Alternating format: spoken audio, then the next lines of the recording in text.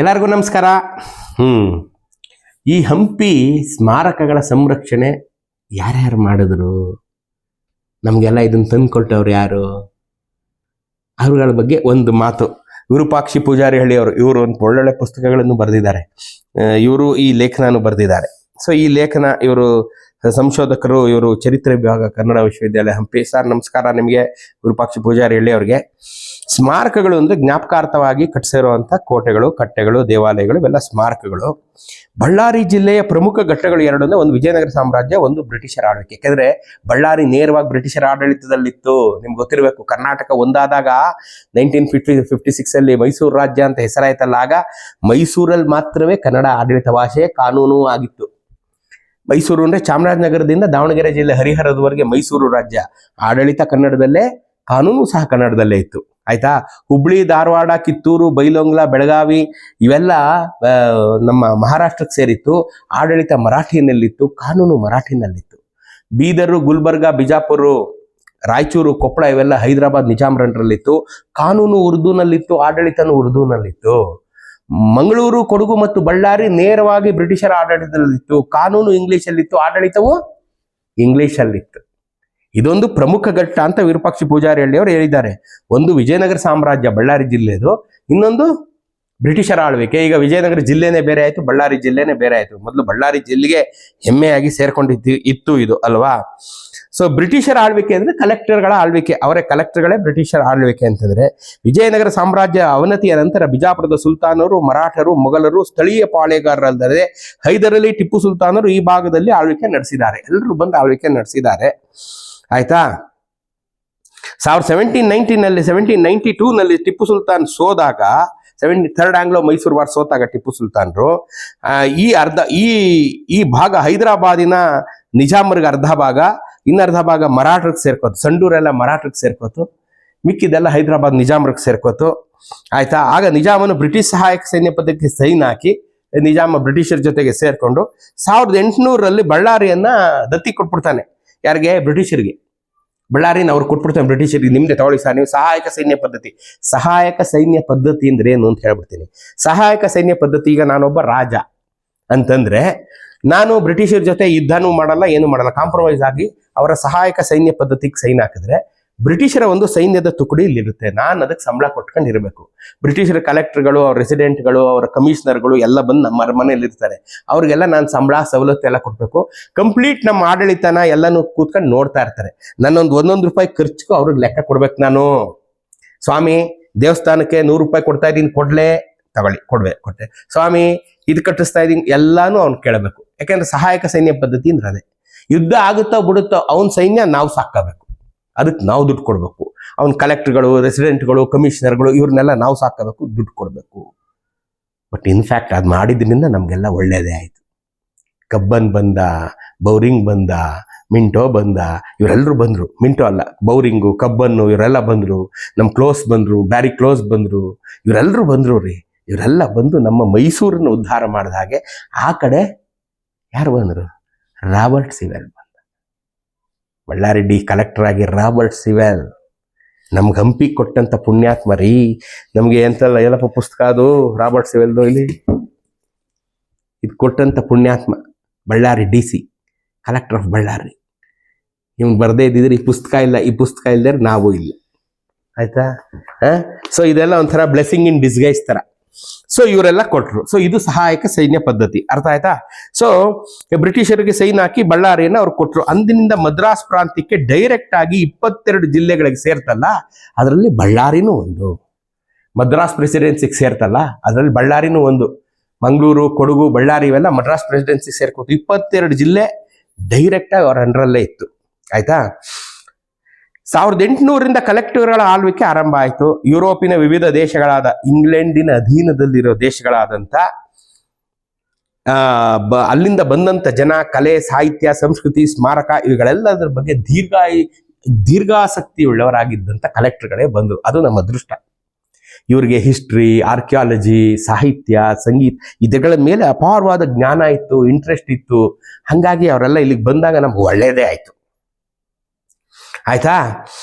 ಅವರ ರಕ್ಷಣಾ ಕಾರ್ಯಗಳಿಂದ ಈ ಅಂಶಗಳು ಬೆಳಕಿಗೆ ಬರುತ್ತದೆ. 1800ರಿಂದ 1953ವರೆಗೆ 153 ವರ್ಷ ಸುಮಾರು 112 ಜನ ಕಲೆಕ್ಟರುಗಳು ಕೈಗೊಂಡ ಹಂಪಿ ಸ್ಮಾರಕಗಳ ರಕ್ಷಣಾ ಕಾರ್ಯಗಳನ್ನು ತಿಳಿಸುವುದಲ್ಲದೆ ಅಧ್ಯಯನ ವ್ಯಾಪ್ತಿಯನ್ನು ಅಷ್ಟಕ್ಕೆ ಸೀಮಿತಗೊಳಿಸಲಾಗಿದೆ. ನೋಡ್ರಿ, 153 ವರ್ಷ 112 ಜನ ಕಲೆಕ್ಟರ್ಗಳು ಹಂಪಿನ ಉಳಿಸ್ತಂತ ಪುಣ್ಯಾತ್ಮರು. ಅವ್ರದ್ದು ಒಂದು ಫೋಟೋ ಹಾಕ್ಬೇಕ್ರಿ ಹಂಪಿ ಒಳಗೆ. ಯಾರ್ದು ಹಾಕ್ತೀವೋ ಬಿಡ್ತೀವೋ, ನಾವು ರಾಬರ್ಟ್ ಸಿವೆಲ್ದಾರ ಎಲ್ಲಾರು ಒಂದು ಫೋಟೋನೋ ಒಂದು ಪ್ರತಿಮೆನ ಹಾಕ್ಬೇಕ್ರಿ. ನಾವು ಊರು ತುಂಬಾ ಪ್ರತಿಮೆ ರಾಜಕೀಯನೇ ನಡೀತಾ ಇರೋದೀಗ ನಮ್ಮ ರಾಜ್ಯದಲ್ಲಿ. ನಿಮ್ಗೆ ಚೆನ್ನಾಗಿ ಗೊತ್ತು. ರಾಬರ್ಟ್ ಸಿವೆಲ್ದು ಹಾಕ್ರಿ, ಯಾರಪ್ಪಂದು ಏನು ಹೋಗುತ್ತಿಲ್ಲಿ. ಇವನೇ ಹಂಪಿ ಕೊಟ್ಟವ್ ನಂಗೆ. ಈ ಹಂಪಿ ಎಂಟ್ರೆನ್ಸ್ ಅಲ್ಲಿ ಎರಡು ಹಂಪಿ ಎಂಟ್ರೆನ್ಸ್ಗೆ 2 ಗೇಟ್ ಇದೆಯಲ್ಲಪ್ಪ, ಗೇಟ್ ಮೇಲೆ ಒಂದ್ ಕಡೆ 2 ಪ್ರತಿಮೆ, ಒಂದು ಕರ್ನಲ್ ಮೆಕೆಂಜಿ, ಇನ್ನೊಂದು Robert Sewell. Colonel Mackenzie, Robert Sewell ನಮ್ಮ 2 ಕಣ್ಣು ಇದ್ದಂಗೆ. ಒಂದ್ ಕಣ್ಣು ಕರ್ನಲ್ ಮೆಕೆಂಜಿ, ಇನ್ನೊಂದು ಕಣ್ಣು ರಾಬರ್ಟ್ ಸಿವೆಲ್. ಇವರಿಬ್ರು ಕಣ್ಣಿಂದಾನೇ ಇವತ್ತು ನಾವು ಹಂಪಿ ನೋಡ್ತಾ ಇರೋದು ಇವತ್ತಿನ ಜನ. ಸೊ ಅವರಿಬ್ಬರದು ಒಂದು ಪ್ರತಿಮೆ ಹಾಕಿ, ಏನ್ ಕಷ್ಟ, ಹಾಕ್ಬೇಕು ಅಲ್ವಾ? ಇದು ನನ್ನ ಇಚ್ಛೆ. ಎನಿವೆ, ನೀವು ಆಮೇಲೆ ಅದಕ್ಕೆ ಬೈದಾದ್ರೂ ಬೈಕೊಳ್ಳಿ. ಹಂಪಿ ಸ್ಮಾರಕಗಳಿಗೆ 3 ಕಾಲಘಟ್ಟದಲ್ಲಿ ವಿಜಯನಗರದ ಅರಸರು ಕೈಗೊಂಡ ರಕ್ಷಣಾ ಕಾರ್ಯ ಅಥವಾ ಜೀರ್ಣೋದ್ಧಾರ ಕಾರ್ಯ, ಸ್ಥಳೀಯ ಅರಸರು ಬ್ರಿಟಿಷರ ಆಳ್ವಿಕೆಗಳಲ್ಲಿ ತಗೊಂಡಂತ ಜೀರ್ಣೋದ್ಧಾರ, ಸ್ವತಂತ್ರೋತ್ತರ ಭಾರತದಲ್ಲಿ ಸರ್ಕಾರ, ಕರ್ನಾಟಕ ಸರ್ಕಾರ, ಭಾರತ ಸರ್ಕಾರ ತಗೊಂಡಂತ ಇದು ಜೀರ್ಣೋದ್ಧಾರ. ಇದು 3. ಈಗ ವಿಜಯನಗರದ ಅರಸರು ತಗೊಂಡಂತ ಜೀರ್ಣೋದ್ಧಾರ ಕಾರ್ಯ ಅಂದ್ರೇನು? ವಿಜಯನಗರ ಕಟ್ಟಿದವ್ರೆ ಅವ್ರಲ್ವ, ಅವ್ರೇನ್ ಜೀರ್ಣೋದ್ಧಾರ ಮಾಡಿದ್ರು ಅಂದ್ರೆ, ವಿಜಯನಗರದವ್ರು ಇಲ್ಲಿ ಬಂದು ಹಕ್ಕಬುಕ್ಕರು ಬಂದು ವಿಜಯನಗರ ಸಾಮ್ರಾಜ್ಯ ಸ್ಥಾಪನೆ ಮಾಡೋದಕ್ಕೆ ಮುಂಚೆ ಇಲ್ಲಿ ನಗರ ಇತ್ತು, ಊರಿತ್ತು. ಅದಕ್ಕೆ ಗ್ರಾಮ ದೇವತೆ ಎಲ್ಲಮ್ಮ ಆಗಿದ್ಲು, ಜನಸಾಮಾನ್ಯರು ಇಲ್ಲಿದ್ರು ಅಲ್ವಾ. ಸೊ ಒಂದು ಊರಿತ್ತು, ಅವರು ಒಂದಷ್ಟು ರಕ್ಷಣೆ ಮಾಡಿದ್ರು. ನಾನು ಆಗ್ಲೇ ಹೇಳಿಲ್ವೇ ಹೋದ್ವಾರದ ಎಪಿಸೋಡಲ್ಲಿ, ಹಂಪಿ ಹೊಯ್ಸಳರ ದೇವಸ್ಥಾನಗಳನ್ನೆಲ್ಲ ರಕ್ಷಣೆ ಮಾಡಿದಂಥವ್ರು ಈ ವಿಜಯನಗರದ ಅರಸರು ಅಂತ ನಾನು ಹೇಳಿಲ್ವೇ? ಹಂಗೆ ಅವರು ಕೆಲವು ಜೀರ್ಣೋದ್ಧಾರ ಕಾರ್ಯಗಳನ್ನ ಕೈಗೊಂಡ್ರೆ, ವಿರೂಪಾಕ್ಷ ದೇವಸ್ಥಾನವನ್ನು ಜೀರ್ಣೋದ್ಧಾರ ಮಾಡಿದವರೇ ಇವರಲ್ವೇ, ಹಂಪಿ ಅರಸರು. ಸೊ ಅವ್ರ ಕಾಲದಲ್ಲಿ ಆದಂಥ ಜೀರ್ಣೋದ್ಧಾರ ಕಾರ್ಯ, ಅದಾದ್ಮೇಲೆ ಬ್ರಿಟಿಷರ ಕಾಲದಲ್ಲಿ ಆದಂಥ ಜೀರ್ಣೋದ್ಧಾರ ಕಾರ್ಯ, ಅದಾದ್ಮೇಲೆ ಸ್ವತಂತ್ರೋತ್ತರ ಭಾರತದಲ್ಲಿ ಕರ್ನಾಟಕ ಸರ್ಕಾರದ ಮಾಡಿದಂಥ ಜೀರ್ಣೋದ್ಧಾರ ಕಾರ್ಯ, ಸೆಂಟ್ರಲ್ ಗೌರ್ಮೆಂಟ್ ಅಂದ್ರೆ ASI, state ASI, central ASI ಮಾಡಿದಂಥ ಜೀರ್ಣೋದ್ಧಾರ ಕಾರ್ಯ. ವಿಜಯನಗರದವರು ಕೈಗೊಂಡಂತ ರಕ್ಷಣಾತ್ಮಕ ಕಾರ್ಯಚಟುವಟಿಕೆಗಳು ಅಪಾರ, ನಿಮ್ಗೆ ಗೊತ್ತು. ಅದರಲ್ಲಿ ಪ್ರಮುಖವಾದುದು ಅಂದ್ರೆ ಕೃಷ್ಣದೇವರಾಯರ ಕಟ್ಟಿಸಿದಂತ ಅಂದ್ರೆ ಅವ್ರ ಕಾಲದ ಬಿಷ್ಟಪ್ಪಯ್ಯನ ಗೋಪುರ ಅಥವಾ ಹಿರೇಗೋಪುರಕ್ಕೆ ಜೀರ್ಣೋದ್ಧಾರ ಕಾರ್ಯ. ಕೃಷ್ಣದೇವರಾಯರು ಈ ಬಿಷ್ಟಪ್ಪಯ್ಯನ ಗೋಪುರಕ್ಕೆ ಅಥವಾ ಹಿರೇಗೋಪುರಕ್ಕೆ ಜೀರ್ಣೋದ್ಧಾರ ಮಾಡಿಸ್ತಾರೆ. ಕಲ್ಯಾಣ ಮಂಟಪ, ಉತ್ಸವ ಮಂಟಪಗಳನ್ನು ನಿರ್ಮಾಣ ಮಾಡಿಸಿದ್ದು ಮಹತ್ವ. ನಗರಗಳು, ಅಣೆಕಟ್ಟುಗಳು, ಕಾಲುವೆಗಳು, ಕೆರೆಗಳು, ದೇವಾಲಯಗಳು, ಜನೋಪಯುಕ್ತ ಲೌಕಿಕ ಧಾರ್ಮಿಕ ಕಟ್ಟಡಗಳ ರಚನೆ ಪರಾಕಾಷ್ಠತೆಯಲ್ಲಿ ವಿಜಯನಗರ ಸಾಮ್ರಾಜ್ಯದಲ್ಲಿ ಕಾಣಸಿಗುತ್ತೆ. ಇವೆಲ್ಲ ಪರಾಕಾಷ್ಠೆಗೆ ಹೋಗಿತ್ತು. ದ ಝೆನಿತ್ ಅಂತೀವಿ, ಪರಾಕಾಷ್ಠೆ, ಝೆನಿತ್ ಹೋಗಿತ್ತು. ಈ ರೀತಿ ಕಟ್ಟಿಸಿದ ಕಟ್ಟಡಗಳು ಕೇವಲ 300 ವರ್ಷಗಳ ಅವಧಿಯಲ್ಲಿ ವಿನಾಶಗೊಂಡಿದ್ದು, ಅವುಗಳನ್ನು ಬ್ರಿಟಿಷರು ರಕ್ಷಿಸಿದ್ದು ಸ್ತುತ್ಯರ್ಹ. ಅಲ್ವಾ? ಬ್ರಿಟಿಷರನ್ನ ಹೊಗಳಬೇಕಾಗಿದ್ದಕ್ಕೆ ಅರ್ಹತೆ ಇದೆ ಇಲ್ಲಿ, ಯಾಕಂದ್ರೆ ಇವೆಲ್ಲ ರಕ್ಷಣೆ ಮಾಡಿದ್ದಾರೆ. ಕಲೆಕ್ಟರ್ಗಳು ಹಂಪಿಲಿ ಹೊಸದಾಗಿ ಕಟ್ಟಡಗಳನ್ನು ಕಟ್ಟದಿದ್ದರೂ, ಅವ್ರು ಕಟ್ಸ್ಲಿಲ್ಲ, ಏನುವೆ ದುರಸ್ತಿ ಕಾರ್ಯ ಮಾಡಿಸಿದ್ದು ಗಮನಾರ್ಹ. ಹೊಸದಾಗಿ ಕಟ್ಸಕ್ ಅವ್ರಿಗಾಗ್ಲಿಲ್ಲ, ಅದನ್ನ ಇರೋದನ್ನ ರಿಪೇರಿ ಮಾಡಿ ಉಳಿಸ್ಕೊಂಡ್ರು. ಮದ್ರಾಸ್ ಸರ್ಕಾರ ಪುರಾತತ್ವ ಇಲಾಖೆ ಕೇಂದ್ರದ ಮೂಲಕ ರಕ್ಷಣಾ ಕಾರ್ಯಗಳನ್ನು ನೆರವೇರಿಸಿದೆ. ಅಂದ್ರೆ Madras ASI, Madras archaeological survey of ಇಂಡಿಯಾದಿಂದ ರಕ್ಷಣಾ ಕಾರ್ಯಗಳನ್ನ ಮಾಡಿಸ್ತು. ನಮ್ಮಲ್ಲಿ ನಿಜವಾಗಿ ಸ್ಮಾರಕಗಳ ಬಗ್ಗೆ ರಕ್ಷಣಾ ಮನೋಭಾವ ಬೆಳೆಸ್ದ ಅಲ್ವೇನ್ರಿ? ನಮಗೆ ಸ್ಮಾರಕ ಅಂದ್ರೇನು, ಅದನ್ನ ಯಾಕೆ ಉಳಿಸ್ಕೋಬೇಕು ಅಂತ ನಮ್ಮ ತಲೆಗೆ ಬುದ್ಧಿ ಕೊಟ್ಟವ್ರೆ ಬ್ರಿಟಿಷ್ನವರು, ಅಲ್ವೇನ್ರಿ? ನೋ ಡೌಟ್, ಅದ್ರಲ್ಲಿ ನೋ ಡೌಟ್, ನಮ್ಗೆ ನೋ ಡೌಟ್. ನಮ್ಮ ಜನಕ್ಕೆ, ನಮಗೆ ರಾಜರ ಕಾಲದ ಜನಕ್ಕಲ್ಲ. ಯಾಕಂದ್ರೆ ಈಗ ಆಲ್ರೆಡಿ ನಾನು ಹೇಳಿದ್ದೀನಿ, ವಿಜಯನಗರದ ಅರಸರು ಎಲ್ಲ ರಕ್ಷಣಾ ಕಾರ್ಯ ಕೈಗೊಂಡಿದ್ದು, ಅವ್ರಿಗೆ ಗೊತ್ತಿತ್ತು ಅದ್ರ ಬೆಲೆ. ಆಮೇಲೆ ನಮ್ಗೆ ಯಾರಿಗೂ ಗೊತ್ತಿರಲಿಲ್ಲ, ನಮಗೆ ಹೇಳ್ಕೊಟ್ಟವ್ರು ಬ್ರಿಟಿಷ್ನವರು. That is most important. ಇಲ್ಲ ಅದೇ ಬರ್ದಿರೋದು, ಆಯ್ತಾ? ನಮ್ಮಲ್ಲಿ ನಿಜವಾಗಿ ಸ್ಮಾರಕಗಳ ಬಗ್ಗೆ ರಕ್ಷಣಾ ಮನೋಭಾವ ಬೆಳೆಸಿ ಆಸಕ್ತಿ ಬೆಳೆಸಿದವರು ಬ್ರಿಟಿಷರೆಂಬುದು ಕಡು ಸತ್ಯ, ನಗ್ನ ಸತ್ಯ, ಅದೇನೆ, ಆಯ್ತಾ? ಇಲ್ಲಿನ ಸ್ಮಾರಕಗಳ ವಿನಾಶಕ್ಕೆ ಕಾರಣ ಕೊಡುತ್ತಾ ಅವರು ಭೌಗೋಳಿಕ, ಭೂಗರ್ಭ ಸಮ್ಮತ ವಾಸ್ತವ ಸ್ಥಿತಿ, ಧರ್ಮ, ಸಾಮಾಜಿಕ, ರಾಜಕೀಯ, ಐತಿಹಾಸಿಕವೆಂದು ಆಂಗ್ಲ ಅಧಿಕಾರಿಗಳು, ಅಂದ್ರೆ ಇಷ್ಟೆಲ್ಲ ಕಾರಣಗಳು, ಧರ್ಮವೂ ಕಾರಣ, ಆಯ್ತಾ, ಭೌಗೋಳಿಕ ಸ್ಥಿತಿಯೂ ಕಾರಣ, ಸಾಮಾಜಿಕ ಸ್ಥಿತಿ ಕಾರಣ, ರಾಜಕೀಯ ಸ್ಥಿತಿ, ಇವೆಲ್ಲದರಿಂದ ಇದು ಹಾಳಾಯಿತು ಅಂತ ಬರೀತಾರೆ, ಆಯ್ತಾ? ಸರ್ವೋಚ್ಚ ನ್ಯಾಯಾಲಯದ ನ್ಯಾಯಾಧೀಶ sir William Jones 15th January 1784 15th Jan 1784 royal Asiatic society ಸ್ಥಾಪನೆ ಮಾಡ್ತಾರೆ. ಏಷಿಯಾಟಿಕ್ ಸೊಸೈಟಿ ಕಲ್ಕತ್ತಾದಲ್ಲಿದೆ ರೀ, ಈಗ ಅದ್ಭುತವಾದಂಥ ಸೊಸೈಟಿ. ಅಂದಿನಿಂದ ಪ್ರಾಚ್ಯಾವಶೇಷಗಳ ರಕ್ಷಣೆಗೆ ಆಸಕ್ತಿ ಉದಯಿಸಿತು. 1784 ಇಂದ ಏಷಿಯಾಟಿಕ್ ಸೊಸೈಟಿ ಸ್ಥಾಪನೆ ಮಾಡಿದವ್ರ ಉದ್ದೇಶನೇ ಇದನ್ನೆಲ್ಲ ಉಳಿಸ್ಬೇಕು ಅಂತ, ಇದನ್ನೆಲ್ಲ ರಿಟ್ರೈವ್ ಮಾಡಬೇಕು, ರಿಫರ್ಬಿಶ್ ಮಾಡಬೇಕು, ಎಂಟೈರ್ ಇಂಡಿಯಾದಲ್ಲಿರುವಂಥ ಎಲ್ಲ ಪ್ರಾಚ್ಯ ವಸ್ತುಗಳನ್ನ ರಿಟ್ರೈವ್ ಮಾಡಬೇಕು, ಎಲ್ಲ ರಿವೈವ್ ಮಾಡ್ಕೋಬೇಕು, ರಿಫರ್ಬಿಶ್ ಮಾಡಬೇಕು ಅಂತ 1784 ಬ್ರಿಟಿಷರು ತೀರ್ಮಾನ ಮಾಡಿ ನ್ಯಾಯಾಧೀಶ ಸರ್ ವಿಲಿಯಂ ಜೋನ್ಸ್ ಇವನೊಬ್ಬ ಪ್ರಾತಸ್ಮರಣೀಯ, ಆಯ್ತಾ, ರಾಯಲ್ ಏಷಿಯಾಟಿಕ್ ಸೊಸೈಟಿನ ಸ್ಥಾಪನೆ ಮಾಡಿದ. 1800 ಫ್ರಾನ್ಸಿಸ್ ಬುಕ್ಯಾನನ್, ನಿಮ್ಗೆಲ್ಲ ಗೊತ್ತೇ ಗೊತ್ತು, ಫೇಮಸ್, ನಾನು ಅವ್ನು ತುಂಬಾ ಸಲ ತಗೊಂಡಿದ್ದೀನಿ. ಸರ್ವೇಕ್ಷಣೆ, ಕನ್ನಿಂಗ್ಹ್ಯಾಮು, ಫ್ರಾನ್ಸಿಸ್ ಬುಕ್ಯಾನನ್ ಮಾಡಿದಂಥ ಸರ್ವೆ, ಕನ್ನಿಂಗ್ಹ್ಯಾಮ್ ಮಾಡಿದಂಥ ಸರ್ವೆ, ರಾಬರ್ಟ್ ಬ್ರೂಸ್ ಮಾಡಿದಂಥ ಸರ್ವೆ, ಜೇಮ್ಸ್ ಪ್ರಿನ್ಸೆಪ್ ನಿಮ್ಗೆ ಗೊತ್ತು, ಅಶೋಕನ ಶಾಸನಗಳನ್ನ ಓದ್ದವನು. ನಾನು ನಿಮ್ಗೆ ಮಸ್ಕಿ ಶಾಸನದಲ್ಲಿ ಇವನ ಹೆಸರು ಹೇಳಿದ್ದೀನಿ, ಇವನ್ ಮುಖಾನು ತೋರಿಸಿದ್ದೀನಿ, ಜೇಮ್ಸ್ ಪ್ರಿನ್ಸೆಪ್. ಜಾನ್ ಎಫ್ ಫ್ಲೀಟರು, ಇವ್ರುಗಳು ಶಾಸನ ಸ್ಮಾರಕಗಳ ರಕ್ಷಣೆಯಿಂದ ಕಲೆಕ್ಟರ್ಗಳ ಅತ್ಯಾಸಕ್ತಿ ಈ ದಿಸೆಗೆ ತಿರುಗಿತು. ಇವರೆಲ್ಲರೂ ಶಾಸನಗಳನ್ನು ರಕ್ಷಣೆ ಮಾಡಿದ್ರು.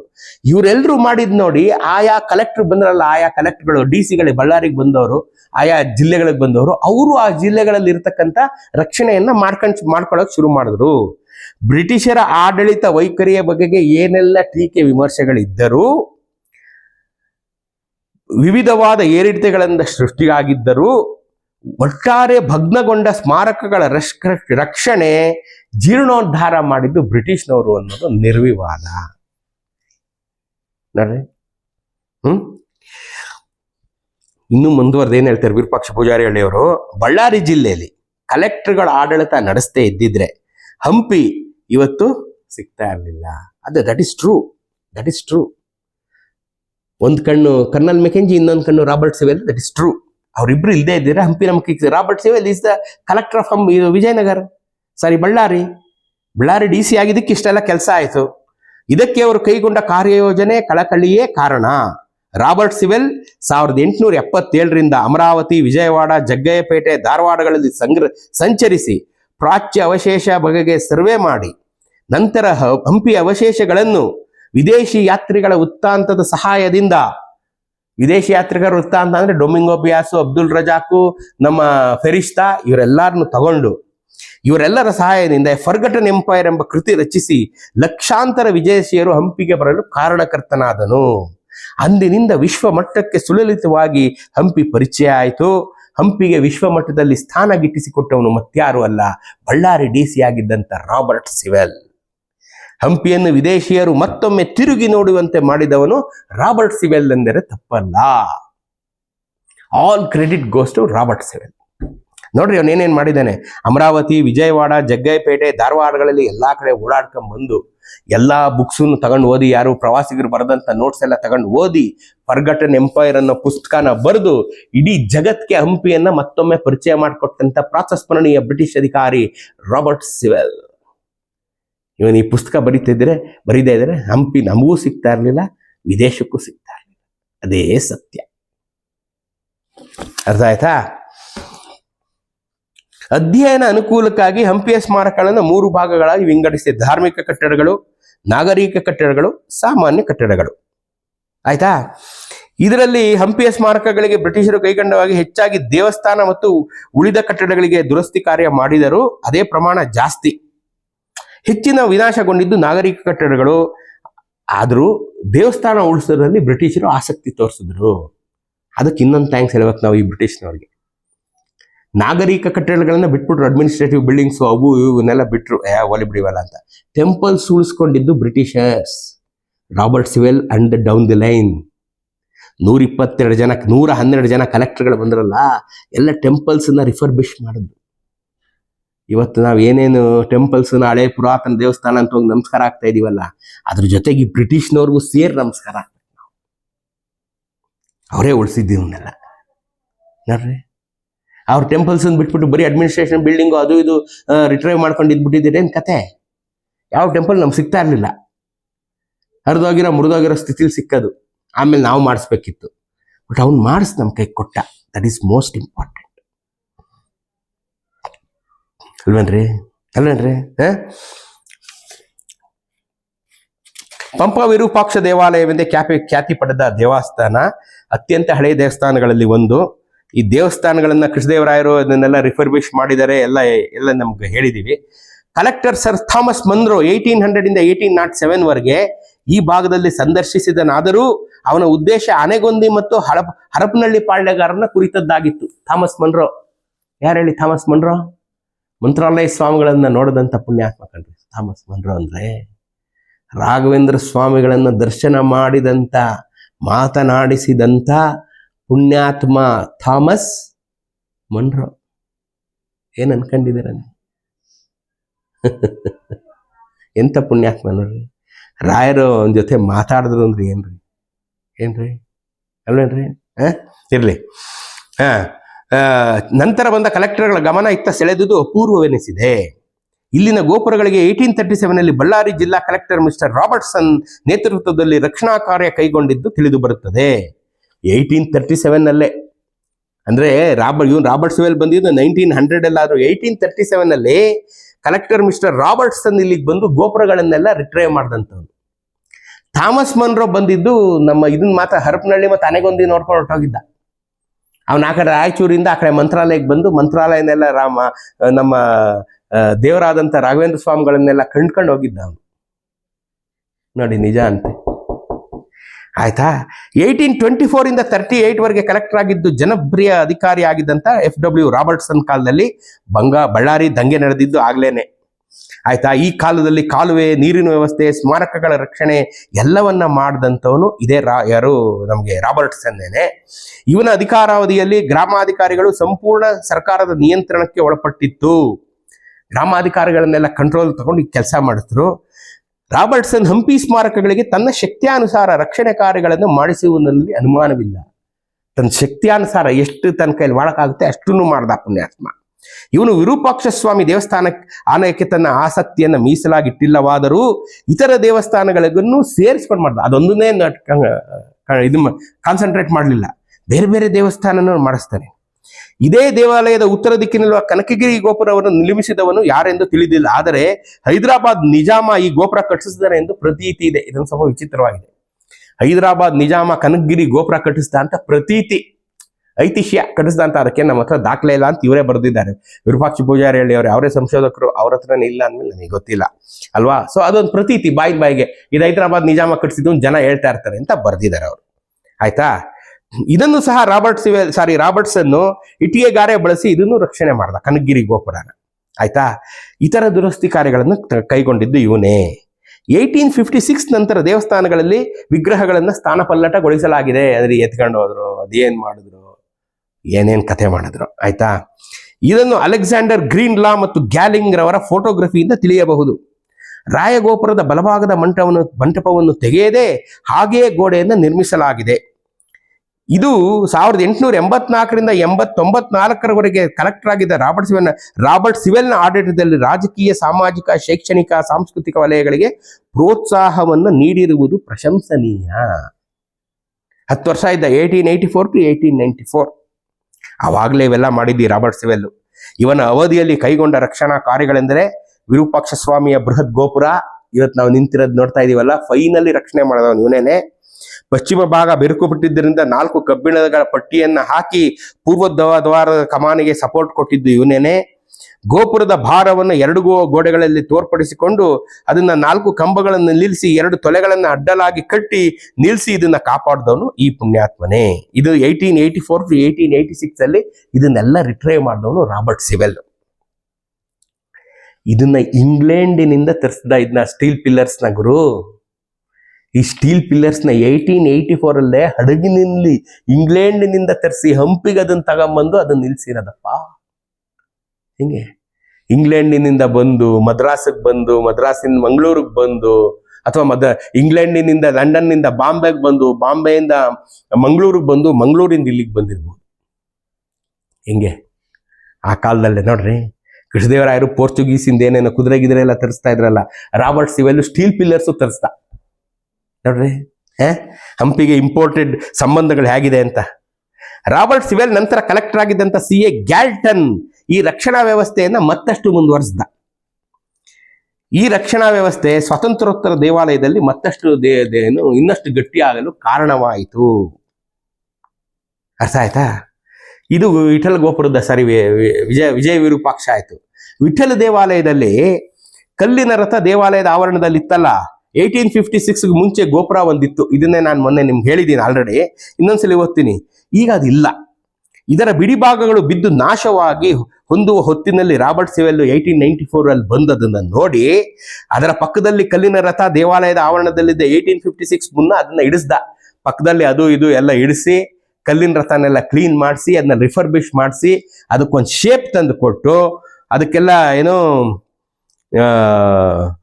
1856 ಅಷ್ಟೊತ್ತಲ್ಲಿ ಎಲ್ಲಾನು ಇಡಿಸ್ದವನು. ಈಗ ನಾವೇನ್ ನೋಡ್ತಾ ಇದೀವಲ್ಲಪ್ಪ ಸ್ಟೋನ್ ಚಾರಿಯಟ್ ಅಥವಾ ಕಲ್ಲಿನ ರಥ, ಆ ಸೆಟಪ್ ಎಲ್ಲ 1856 ಅಲ್ಲಿ ರಾಬರ್ಟ್ ಸಿವೆಲ್ ಮಾಡಿಸಿದ್ದು. ಅದನ್ನ ನಾವು ಇವತ್ತಿನವರೆಗೂ ನೋಡ್ತಾ ಇದ್ದೀವಿ. ಆಯ್ತಾ? ಅದಲ್ಲದೆ ಆ ವಿಠಲ ದೇವಾಲಯದಲ್ಲಿರೋ ಕಂಬಗಳಿಗೆಲ್ಲ ಸಪೋರ್ಟ್, ಅಡಿಷನಲ್ ಸಪೋರ್ಟ್ಗಳು ಕೊಟ್ಟು ಎಲ್ಲಾನು ಕೊಟ್ಟು ನಿಲ್ಸಿರೋ ಅಂತವನು ಈ ಪುಣ್ಯಾತ್ಮನೆ. ನೋಡ್ರಿ ಹೇಗಿದೆ, ಹೇಗೆಲ್ಲ ಈ ಬ್ರಿಟಿಷ್ನವರು ಕೆಲಸ ಮಾಡಿದ್ದಾರೆ. ಅರ್ಥ ಆಯ್ತಾ? ಇದಲ್ಲದೆ ಇವ್ರು ಮಾಡಿದಂಥ ಕೆಲಸಗಳು ಯಾವ್ಯಾವುದು? ಪಟ್ಟಾಭಿರಾಮ ದೇವಾಲಯ, ಸರಸ್ವತಿ ದೇವಾಲಯ, ಚಂದ್ರಶೇಖರ ದೇವಾಲಯ, ಆಯ್ತಾ, ಶಿವ ದೇವಾಲಯ, ಚಂಡಿಕೇಶ್ವರ, ಹಜಾರರಾಮ, ಆಯ್ತಾ, ಪಟ್ಟಣದ ಯಲ್ಲಮ್ಮ, ಆಯ್ತಾ, ಮತ್ತು ಮಾತಂಗ ಪರ್ವತದಲ್ಲಿರೋ ದೇವಸ್ಥಾನಗಳು, ಆಯ್ತಾ, ಅಷ್ಟಕೋನಾಕೃತಿಯ ನೀರಿನ ತೊಟ್ಟಿ, ಇದೆಲ್ಲ ನೀವು ಫೇಮಸ್, ಇವೆಲ್ಲ ನೋಡಿದ್ದೀರಾ. ಮಹಾನವಮಿ ದಿಬ್ಬ 1893 ಬಳ್ಳಾರಿ ಕಲೆಕ್ಟರ್ ಆಗಿದ್ದಂತ ಅಗೇನ್ ರಾಬರ್ಟ್ ಸಿವೆಲ್ ದಿಬ್ಬ ಕಂಪ್ಲೀಟ್ ಆಗಿ ಹೂತೋಗಿತ್ತು. ನೋಡ್ರಿ, 1893 ದಿಬ್ಬ ಕಂಪ್ಲೀಟ್ ಆಗಿ ಹೂತೋಗಿತ್ತು, ಮುಚ್ಚೋಗ್ಬಿಡಿತ್ತು ಮಣ್ಣಿಂದ ದಿಬ್ಬ. ಅದನ್ನೆಲ್ಲ ಎಕ್ಸ್ಕವೇಟ್ ಮಾಡಿಸಿ ಮಣ್ಣಿನಿಂದ ಹೂತು ಮರೆಯಾಗಿ ಹೋಗಿದ್ದ, ಆವೃತವಾಗಿದ್ದ ಶಿಲ್ಪವನ್ನು ಶೋಧಿಸಿ ಬೆಳಕಿಗೆ ತಂದಂತ ಕೀರ್ತಿ ರಾಬರ್ಟ್ ಸಿವೆಲ್ನಿಗೆ ಸಲ್ಲಬೇಕು. ಇದೇನೇ ಗುಡ್ಡ ಅಗಿರಿ ಅಂತ ಅಕ್ಸಿದ್ರೆ ಅಲ್ಲಿ ಮಹಾನವಮಿ ದಿಬ್ಬ ಕಾಣ್ತು ಗುರು. ನೋಡಮ್ಮ ಹೆಂಗಿದೆ, ಆಯ್ತಾ? ಅದು ಮಹಾನವಮಿ ದಿಬ್ಬದ ವಾಯುವ್ಯ ಭಾಗ. ಅದನ್ನೆಲ್ಲ ತೆಗೆಸಿ ಇದನ್ನೆಲ್ಲ ಇವತ್ತು ನಮಗೆ ಕಟ್ಟಿಕೊಟ್ಟಂತವನು ರಾಬರ್ಟ್ ಸಿವೆಲ್. ಆಯ್ತಾ? ಅದಲ್ಲದೆ 1856 ಅಲ್ಲಿ ಕಲೆಕ್ಟರ್ ಎ ಹ್ಯಾಥ್ವೇ, ಇವತ್ತು ನಾವು ತುಂಗಭದ್ರಾ ನೀರಿನ ಕಾಲುವೆ, ಊಟದ ಕಾಲುವೆ, ಆ ಕಾಲುವೆ ಈ ಕಾಲುವೆ ಅಂತ ನೋಡ್ತಿರಲ್ಲ, ಈ ಕಲೆಕ್ಟರ್ ಎ ಹ್ಯಾಥ್ವೇ ಅದನ್ನ ಎಲ್ಲ ರಿಸ್ಟೋರ್ ಮಾಡಿದವನು. ಹಂಪಿಯ ಕಾಲುವೆಗಳನ್ನ ರಿಸ್ಟೋರ್ ಮಾಡಿದವನು ಕಲೆಕ್ಟರ್ ಹ್ಯಾಥ್ವೇ. ಅವನು ರಿಸ್ಟೋರ್ ಮಾಡಿಕೊಟ್ಟ. ಅವತ್ತಿನ PWD ಇಂದ 1856 PWD ಇಂದ ರಿಸ್ಟೋರ್ ಮಾಡಿ ಕಮಲಾಪುರ, ಚಿತ್ತವಾಡಗಿ, ಕಡ್ಡಿರಾಂಪುರ, ತಲವಾರ್ಘಟ್ಟ, ಡಣಾಪುರ, ಬುಕ್ಸಾಗರ, ವೆಂಕಟಾಪುರ, ಹಂಪಿ, ರಾಮಸಾಗರ, ಕಂಪಿಲಿ, ಸಿರುಗುಪ್ಪ ಮತ್ತು ದೇಶನೂರುಗಳಲ್ಲಿ ಈ ನದಿಯ ಕಾಲುವೆಗಳಿಗೆ ನೀರಗಂಟಿಯನ್ನು ನೇಮಿಸಿದ್ದು ಆಡಳಿತ ವರದಿಗಳಿಂದ ತಿಳಿದು ಬರುತ್ತದೆ. ಅಂದಿನಿಂದ ಸ್ವದೇಶಿಯರಲ್ಲಿ ಕೆರೆಕಟ್ಟೆಗಳ ಮೇಲೆ, ಪ್ರಾಚೀನ ಸ್ಮಾರಕಗಳ ಮೇಲೆ ಆಸಕ್ತಿ ಬೆಳೆದು ರಕ್ಷಣಾ ಮನೋಭಾವ ಉದಯವಾಯಿತು.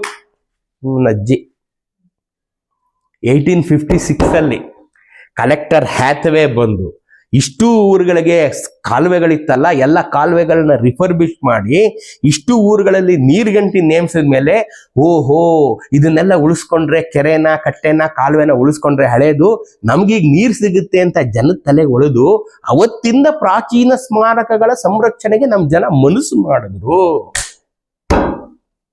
ಗೊತ್ತಾಯ್ತಾ ಬ್ರದರ್? 1856 ಕಲೆಕ್ಟರ್ ಹ್ಯಾಥ್ವೇ ನಮ್ಮ ಮತ್ತೊಬ್ಬ ಪ್ರಾತಸ್ಮರಣೀಯ ಬ್ರಿಟಿಷ್ ಅಧಿಕಾರಿ ಅಲ್ವೇನ್ರಿ? 112 ಜನ ಕಲೆಕ್ಟರ್ಗಳು ಹಂಪಿಯ ವಿರೂಪಾಕ್ಷನ ತೇರನ್ನ ಹಿಡ್ಕೊಂಡು ಎಳ್ಕೊಂಬಂದ್ರು. ವಿರೂಪಾಕ್ಷನ ನಿಜವಾದ ಭಕ್ತರು ಯಾರಪ್ಪ ಅಂದ್ರೆ 112 ಜನ ಬ್ರಿಟಿಷ್ ಕಲೆಕ್ಟರ್ಗಳು ಕಣ್ರಿ. ಹಂಪಿನ ಉಳಿಸ್ಕೊಟ್ಟವರು. ಅವ್ರಿಗೆಲ್ಲ ಲೀಡ್ರ್ ಯಾರಪ್ಪ ಅಂದ್ರೆ ಇವನು ರಾಬರ್ಟ್ ಸಿವೆಲ್. ಯಾಕೆಂದ್ರೆ ಬುಕ್ ಬರೆದು ಜನಕ್ಕೆ ಪ್ರಖ್ಯಾತಿ. ಪಂಪ ವಿರೂಪಾಕ್ಷನ್ಗೆ ಇವತ್ತು ಜನ ಬಂದು ನೋಡಂಗ್ ಮಾಡಿದಂತ ಪುಣ್ಯಾತ್ಮ ಇವನು ರಾಬರ್ಟ್ ಸಿವೆಲ್. ಹಿಂಗೆ ಅಲ್ವೇನ್ರಿ? ಇದಕ್ಕೆ ನಾವು ಓದ್ಬೇಕು ಇದನ್ನೆಲ್ಲ ಅಂತ ಅನ್ನೋದು. ಗೊತ್ತಾಯ್ತಾ? ಚೆನ್ನಾಯ್ತಾ?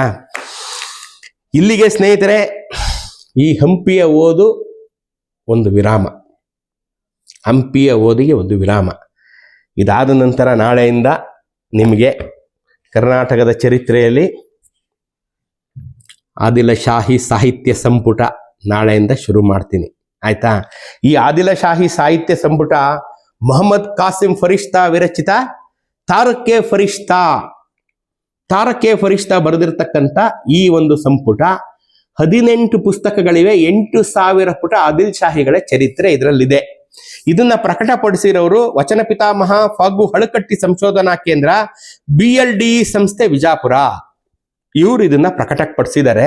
ಇದ್ರ ಬಗ್ಗೆ ಅದ್ಭುತವಾದಂತ ಮಾಹಿತಿಗಳನ್ನ ನಾಳೆಯಿಂದ ನಿಮಗೆ ಒಂದೊಂದಾಗಿ ಹೇಳುವ ಭಾಗ್ಯ ನನ್ನದಾಗಲಿದೆ. ಆಯ್ತಾ? ಇಷ್ಟು ದಿನ ವಿಜಯನಗರವನ್ನ ಬಹಳ ಸಹನೆಯಿಂದ ತಾಳ್ಮೆಯಿಂದ ಕೂತ್ಕೊಂಡು ಕೇಳಿದಿರಾ, ತಪ್ಪುಗಳನ್ನ ಎತ್ತಿ ತೋರಿಸಿದಿರ, ನಿಮ್ಗೆಲ್ಲ ನಾನು ಆಭಾರಿ. ಆಯ್ತಾ? ಸೊ ನಡೆಯೋ ಕಾಲ ಯಾವತ್ತೂ ಎಡುತ್ತಾ ಇರುತ್ತೆ. ಅದು ನಡೀತಾ ಇದೀವಿ ನಾವು ಅನ್ನೋದರ, ಚಲನೆಯಲ್ಲಿದ್ದೀವಿ ನಾವು ಅನ್ನೋದರ ಸಂಕೇತ. ನಡೆಯೋ ಕಾಲ ಎಡುವುದವ್ರಿ, ಸುಮ್ಮನೆ ಕೂತಿದ್ರೆ ಎಡವಲ್ಲ ಅಲ್ವಾ? ನಡೀತಾ ಇರ್ಬೇಕು ನಾವು. ಸೊ ನಿಮ್ಗೆಲ್ಲ ನಾನು ಆಭಾರಿ. ವಿಜಯನಗರದ ಚರಿತ್ರೆಯನ್ನ ನೀವೆಲ್ಲ ಕೇಳಿ ಮಿಂದು ಪಾವನರಾಗಿದ್ದೀರಿ. ಒಂದು ವಿರಾಮ ಇದಕ್ಕೆ. ಇನ್ನು ಮುಂದಕ್ಕೆ ಇನ್ನು ಸಿಗ್ದಂಗೆ ನಿಮ್ಗೆ ಮಧ್ಯ, ಯಾಕೆಂದ್ರೆ ಈ ಆದಿಲ್ ಶಾಹಿ ಸಾಹಿತ್ಯ ಸಂಪುಟ ನಾನು ಬಹುಮನಿ ಸುಲ್ತಾನ್ರನ್ನೆಲ್ಲ ನಾನೇನು ಹೇಳ್ತೀನಲ್ಲ, ಇದು ವಿಜಯನಗರದ ಇನ್ನೊಂದು ಮುಖ. ಇವರಿಬ್ರು ಒಂದೇ ನಾಣ್ಯದ 2 ಮುಖ. ಈ ಕಡೆ ವಿಜಯನಗರ ಅಂದ್ರೆ ಈ ಕಡೆ ಆದಿಲ್ ಶಾಹಿಗಳು, ಒಬ್ರನ್ನ ಬಿಟ್ಟು ಒಬ್ರಿಲ್ಲ. ಈ ಕಡೆ 1336 1347 ಅಷ್ಟೇ. ಇದು 1336 1347 ಇಬ್ರು ಒಟ್ಟಿಗೆ ಹುಟ್ಟಿದ್ರು. ಒಬ್ರು ಬೇಗ ತೀರ್ಕೊಂಡ್ರು, ಇನ್ನೊಬ್ರು ನಿಧಾನಕ್ಕೆ ತೀರ್ಕೊಂಡ್ರು, ಅಷ್ಟೇ ವ್ಯತ್ಯಾಸ. ಇಬ್ರು ಜೊತೆಯಾಗಿದ್ರು, ಫ್ರೆಂಡ್ಸ್ ಆಗಿದ್ರು, ಅಪ್ಪ ಮಕ್ಕಳಾಗಿದ್ರು, ಸಂಬಂಧಿಕರಾಗಿದ್ರು, ಬೀಗರಾಗಿದ್ರು, ಗಂಡ ಹೆಂಡತಿರಾಗಿದ್ರು. ಮಕ್ಳು ಕೊಟ್ರು ಮುಸ್ಲಿಮರಿಗೆ, ಮಕ್ಳು ತಗೊಂಬಂದ್ರು, ಮುಸ್ಲಿಮರ ಮನೆ ಹೆಣ್ಮಕ್ಳು ಮದುವೆ ಮಾಡ್ಕೊಂಡ್ರು, ಇವರು ಮುಸ್ಲಿಮರ ಮನೆಯವ್ರಿಗೆ ಮಕ್ಳು ಹೆಣ್ಮಕ್ಳನ್ನ ಕೊಟ್ರು, ಸಂಬಂಧ ಬೆಳೆಸಿದ್ರು, ಬೀಗರಾದ್ರು, ಮಕ್ಳು ತಂದೆ ಮಕ್ಕಳಾದ್ರು, ಪರಮ ವೈರಿಗಳಾದ್ರು, ಕಿತ್ತಾಡಿದ್ರು, ಗುದ್ದಾಡಿದ್ರು, ಒಬ್ರನ್ನೊಬ್ರು ಕೊಂದ್ಕೊಂಡ್ರು, ಆಸ್ತಿಕ ಕಿತ್ತಾಡ್ಕೊಂಡ್ರು, ಮನುಷ್ಯನ ಎಲ್ಲ ವಿಧದ ನವರಸಗಳನ್ನು ತೋರಿಸ್ಕೊಟ್ಬಿಟ್ರು, ನವರಸಗಳನ್ನು ಪ್ರದರ್ಶನ ಮಾಡಿದ್ರು. ಯಾವುದೇ ಅಂಕೆ ಸಂಖ್ಯೆ ಇಲ್ಲದೆ, ಅಡೆತಡೆಗಳಿಲ್ಲದೆ ನವರಸಗಳನ್ನು ಸಂಪೂರ್ಣವಾಗಿ ಉಕ್ಕಿಸಿ ಹರಿದು ತಮ್ಮ ಜನ್ಮಗಳನ್ನ ಕೃತಾರ್ಥರನ್ನಾಗಿ ಮಾಡ್ಕೊಂಡಂತ ಪುಣ್ಯಾತ್ಮರುಗಳು ಆದಿಲ್ ಶಾಹಿಗಳು ಮತ್ತು ಬಹುಮನಿ ಸುಲ್ತಾನರು ಮತ್ತು ವಿಜಯನಗರದ ಅರಸರು. ಸೊ ವಿಜಯನಗರ ಒಂದು ಕಡೆ ಹೇಳಿ ಇನ್ನೊಂದು ಕಡೆ ಬಿಟ್ರೆ ಅದು ಅಪೂರ್ಣವಾಗುತ್ತೆ. ವಿಜಯನಗರದ ಕಥೆಯೇ ಅಪೂರ್ಣ. ಇದರಲ್ಲೂ ಪುಟದಲ್ಲೂ ವಿಜಯನಗರವೇ ಇವರು ಧ್ಯಾನಿಸಿದ್ದಾರೆ. ನಾನು ಹೇಗೆ ಈಗ ವಿಜಯನಗರ ಸಾಮ್ರಾಜ್ಯ ಕಥೆ ಓದ್ಬೇಕಾದ್ರೆ ಪುಟಕ್ಕೂ ನಾನು ಹೇಗೆ ಇವ್ರನ್ನ ಜ್ಞಾಪಿಸ್ಕೊಂಡೆ. ಬಿಜಾಪುರ, ಬೀದರು, ಗುಲ್ಬರ್ಗ, ಇಲ್ಲಿ ಇಬ್ರು ನಾನು ಬಿಟ್ಬಿಡ್ತೀನಿ. ಯಾವುದು ಅಹಮದ್ ನಗರ ಸುಲ್ತಾನರು ಮತ್ತು ನಮ್ಮ ಗೋಲ್ಕೊಂಡದ ಸುಲ್ತಾನರು, ಅವರಿಬ್ಬರು ಈಗ ಸದ್ಯಕ್ಕೆ ತಗೊಳ್ಳಲ್ಲ. ಯಾಕೆಂದ್ರೆ ಈಗ ಅದು ನಮ್ಮ ಬೇರೆ ರಾಜ್ಯ. ಅಹಮದ್ ನಗರ ಬಂದೀಗ ಮಹಾರಾಷ್ಟ್ರಕ್ಕೆ ಹೋಗಿದೆ, ಗೋಲ್ಕೊಂಡ ಬಂದೀಗ ಆಂಧ್ರಕ್ಕೆ ನಮ್ಮ ಹೈದರಾಬಾದ್ ಹೊರಟೋಗಿದೆ. ಸೊ ಹಂಗಾಗಿ ನಾವು ನಮ್ಮ ರಾಜ್ಯದಲ್ಲಿರುವಂತ ಬೀದರು, ಗುಲ್ಬರ್ಗ, ಬಿಜಾಪುರ ಈ 3 ಆಳದಂತ ಮಹನೀಯ ಆದಿಲ್ ಶಾಹಿ, ಬೀದರ್ ಶಾಹಿ, ಅವ್ರನ್ನು ಹೇಳ್ತೀನಿ. ಆಯ್ತಾ? ಯಾಕೆಂದ್ರೆ ಬಹುಮನಿ ಸುಲ್ತಾನರಿಂದ ಶುರುವಾದಂಥದ್ದು ಒಡೆದು 5 ಕವಲುಗಳಾಗಿ ಶಾಹಿ ಸುಲ್ತಾನರುಗಳಾದ್ರೆ ಇವರು. ಇದು ಇಲ್ಲಿಂದ ಶುರುವಾಗಿದ್ದು ಹೇಗೆ, ಇಲ್ಲಿ ಒಡ್ಕೊಂಡಿದ್ದು ಹೇಗೆ, ಏನ್ ಯುದ್ಧ ಮಾಡಿದ್ರು ಅಂತ ಹೇಳ್ತೀನಿ. ತುಂಬಾ ಜಾಸ್ತಿ ಹೇಳಕ್ಕಾಗಲ್ಲ. ನಿಮ್ಗೆ 18 ಪುಸ್ತಕ ಹೇಳ್ಬಿಟ್ರೆ ನೀವು ನನ್ನ ಓಡಾಡಿಸ್ಕೊಂಡು ಹೊಡಿತೀರ, ನನ್ಗೆ ಚೆನ್ನಾಗಿ ಗೊತ್ತಿದೆ. ಅದನ್ನೆಲ್ಲ ಜರಡಿ ಆಡಿ ನಿಮ್ಗೆ ಎಷ್ಟು ಬೇಕೋ, ನಮ್ಮ ವಿಜಯನಗರದಕ್ಕೆ ಎಷ್ಟು ಬೇಕೋ ಅಷ್ಟನ್ನ ನಾನು ಹೇಳೋ ಪ್ರಯತ್ನ ಮಾಡ್ತೀನಿ. ಎಂದಿನಂತೆ ನಿಮ್ಮೆಲ್ಲರ ಆಶೀರ್ವಾದ ನನ್ನ ಮೇಲೆ ಇರಲಿ. ತಾಯಿ ಚಾಮುಂಡೇಶ್ವರಿ ನನ್ನೂ ಕಾಪಾಡಲಿ, ನಿಮ್ಮನ್ನು ಕಾಪಾಡಲಿ, ಪಂಪ ವಿರೂಪಾಕ್ಷ ನಮ್ಮನ್ನೆಲ್ಲರನ್ನೂ ಕಾಪಾಡಲಿ ಅಲ್ವಾ. ನಾಳೆಯಿಂದ ನಿಮಗೆ ಈ ಬಿಜಾಪುರದ ಬಹುಮನಿ ಸುಲ್ತಾನರ ಕಥೆ ಶುರು ಮಾಡ್ತೀನಿ.